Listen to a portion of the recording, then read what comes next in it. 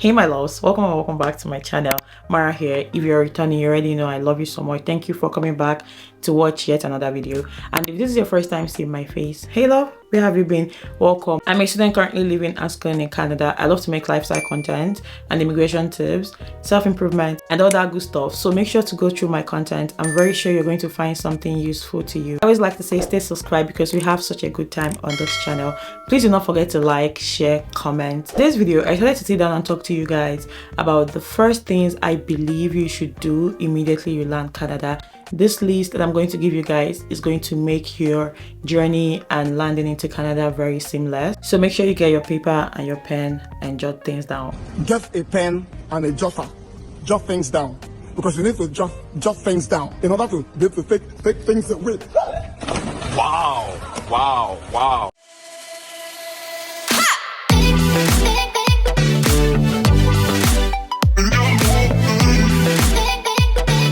In no particular order, I'm going to be going through the list. Again, I'm going to tell you the things that I think you should do and why you should do them and maybe ways that you can go about them. It was actually very surprising to me that I haven't made this video. I just remembered it from nowhere yesterday and I'm like, nah, I have to make this video because I'm the queen of checklist. I'm the queen of like list of things you should do. I just like things to be done well, orderly. I like to be organized, so I feel like having a list of things that you would do is going to make the journey of settling into Canada a bit seamless for you. This video applies to international students and people coming to Canada as permanent residents. So now you've said goodbye to your home country and you're moving to Canada either as a permanent resident or as a student to begin a new life. And once you've landed at the airport, the first document that you're going to be receiving at the airport by the immigration officer would be your immigration document.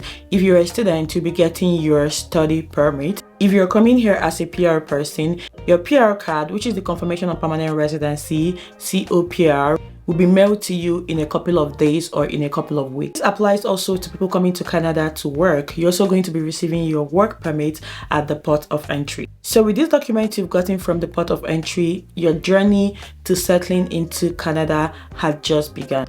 The first thing I would advise you to get once you've landed Canada, or one of the first things at least, would be your social insurance number, commonly called SIN in Canada. You can get your SIN from Service Canada. Some people also get their SIM at the airport, okay? But this applies to people that land the airport during working hours. However, if you didn't land the airport during service hours, during work hours, you have nothing to worry about. The next day, just walk into any Service Canada office, but at least have some time to spend because that process is going to take you about 1 to 2 hours and you're going to get your SIN issued to you that day. If you came to Canada as a student, your SIN number is going to begin with 9. And if you came to Canada as a permanent resident, your SIN number is going to begin with 6. It will be very important that I say this. Your SIN is a document that you should make sure they are kept in a safe place, because if your SIN gets into the wrong hands, it can be used for any dubious or criminal purposes, and the only person that might be held accountable is the person that their name is found on the SIN,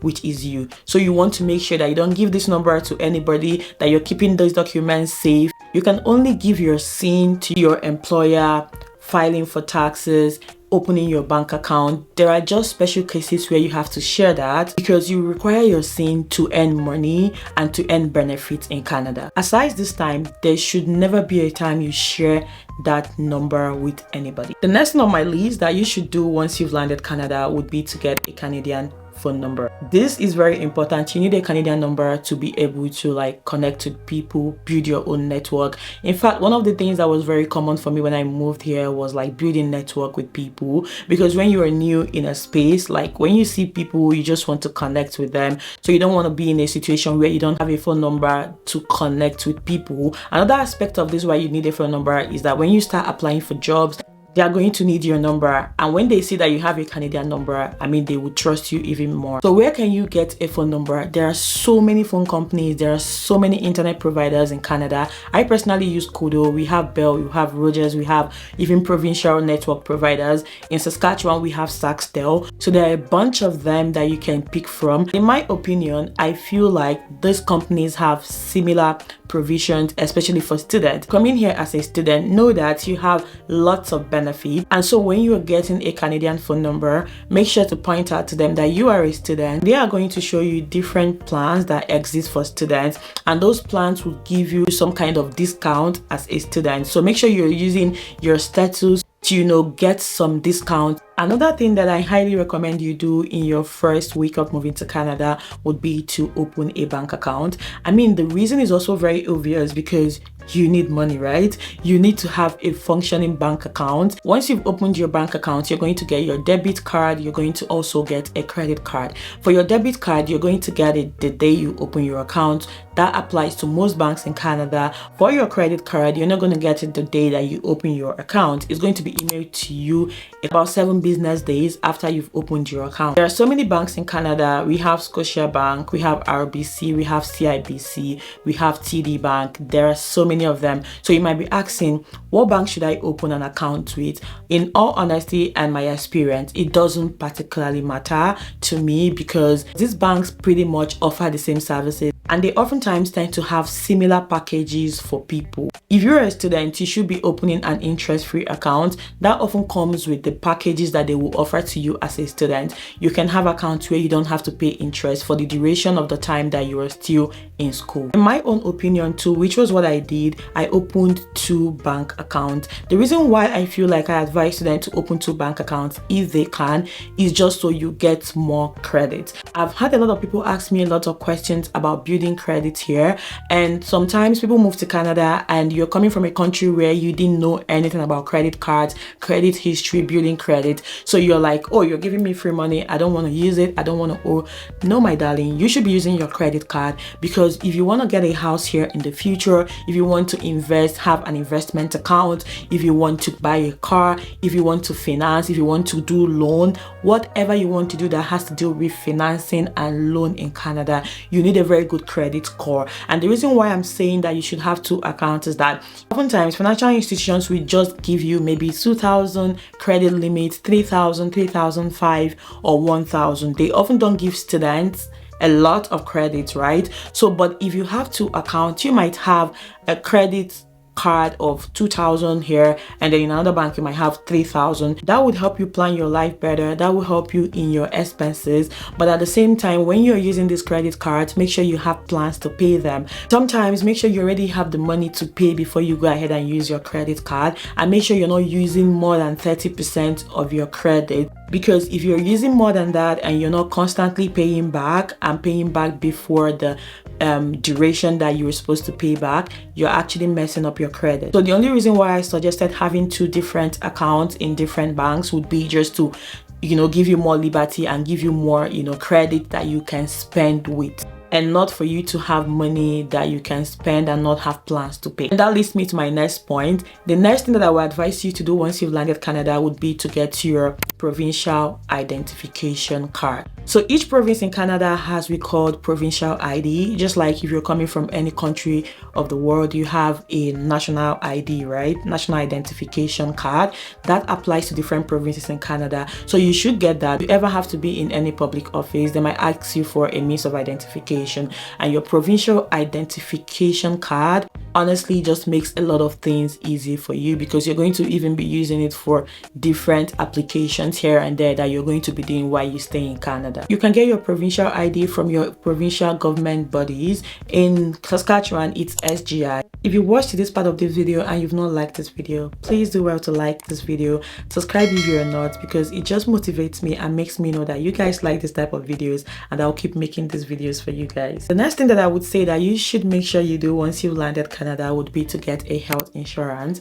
I'm pretty sure that you guys have heard this a lot of times, that healthcare in Canada is free, but it's also very, very expensive. So, and you cannot access free healthcare here if you don't have your health card. For you to get your health card, they might also require your provincial ID. So you see why you need to get your provincial ID. Your health insurance card might not be given to you immediately you apply.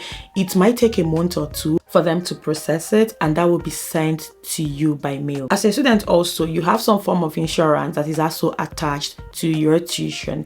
If you ever get the time to look at your tuition breakdown as a student, students, which I advise you do. Okay, go to your self-service and go through your breakdown for the tuition. Then you'll be able to see that you're actually paying money for your health insurance. So make sure you go to the international service desk of your school once you've arrived Canada to ask them more questions about insurance and benefits that are tied to your tuition. The next one on my list that is a must for you to have once you've landed Canada is a bus pass. Okay, if you're in a bigger city like Toronto, they have what they call Presto card, and I think you can get that card even at the airport. For different provinces too, different situations apply. Once you've gotten to your city and the province that you're going to, you can also ask around and see how the bus system works and how you can go about getting a bus pass. There are public bus service offices, and once you've gone there, you're going to be able to get your bus pass and they will load it for you, and you can tap and enter the bus as much as you can. Now these bus passes can also be linked or synced into your phone, so you can simply use your phone and tap and you are good to go. If you're a student, there is every possibility that you've already paid for your bus pass when you paid for your tuition, because some schools put in the expense for your bus pass into your tuition. Go to your school administration office, get your student identification card, then you can ask them to load it for you because you have already paid the cost of the bus service when you paid your tuition. Now, one of the first things you're going to do when you've landed Canada, of course, is to shop for food, to go grocery shopping, right? So that brings me to my next point. When you're doing your grocery shopping, Superstore, Walmart, Canadian Tires, Costco, and all these retail stores, ask them to give you their point card. Like for Superstore, there is what is called PC card. This is what a PC card looks like, and with this card, anytime you have shopped from Superstore or any other store that is a PC store, I think Shoppers is a PC store as well, once you shop from this card, you can scan this card and you get a point. So once you've accumulated this PC points, you can redeem them and use them to, you know, shop anything from any PC store. You might also need to sign up for membership with membership stores like Costco.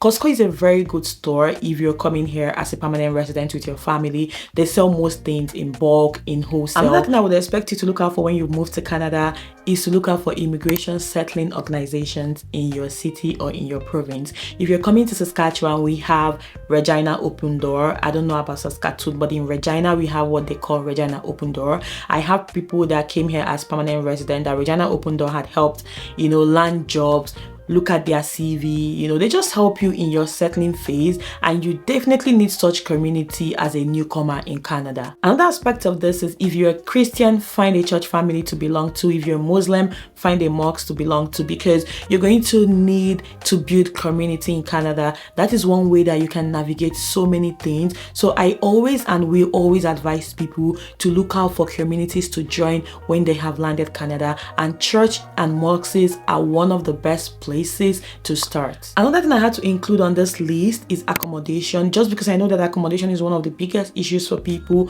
when they are moving to a new country. I have a video about how you can get accommodation in Canada. I will link it somewhere here or here. Make sure you check that video out, because I discussed extensively with a friend how you can navigate the process of getting an accommodation in Canada. However, I advise people that are coming to Canada for the very first time and they don't know anybody, look for a temporary accommodation like Airbnb or a hotel, or an apartment where you just get to pay your rent monthly. It is not really a lease, right? So having a temporary accommodation can help you settle into Canada and then have a clear head to begin to look for accommodation. Last but not the least that I have on this list is job search. I just kind of included this here because I know that if you're coming to Canada as a permanent resident, as a student, you probably want to work, right? You want to earn money. So if you're coming here as a student, this is my tip. Make sure that you are attending, apart from searching for jobs in Indeed and other job website. One way that you can also get to connect with employers would be attending job fairs in your university. You guys, if you watch my vlogs in the past, I used to vlog a lot because I went to at least 2 or 3 job fairs in the University of Regina, because it just helped me to connect with people. I just saw a lot of employers, so that's definitely a good way for you to also start aside seeking for jobs online. Thank you guys so much for watching this video, and I sincerely in my heart hope that this video helped one person or 2 or all of you that have watched it. If you're not yet subscribed to my channel, please do well to hit the subscribe button. It gives me a lot of motivation and a lot of love when I see one person added to this community. So with that being said, I'm going to leave you guys now, and I'll see you guys in my next video. Bye guys.